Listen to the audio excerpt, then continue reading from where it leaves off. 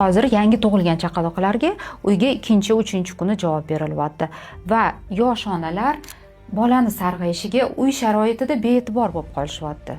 Bolangiz bilirubini 350 va undan yuqori bo'lsa, eshitish zaifligiga, ya'ni sensornevral karlikka olib kelib qo'yishi mumkin va bolangiz eshitmay qoladi. Sizlar buni chaqaloqlik paytida anglamaysizlar, chunki bolangiz yuzingizga qarab kuladi, o'zi bilmagan holatda tovushlar ham chiqaradi, lekin keyinchalik bolangiz gapirmaydi. Bilirubin miqdorini qonda oshib ketishi miyani zaharlanishiga olib keladi. Bog'lanmagan bilirubin gematoensefalik to'siqdan o'ta oladi va miya to'qimasida to'planadi. Eshitish yo'llarini, eshitish markazini va eshitish hujayralarini toksik zaharlaydi va o'sha payt shu nervlar nobud bo'lishi mumkin.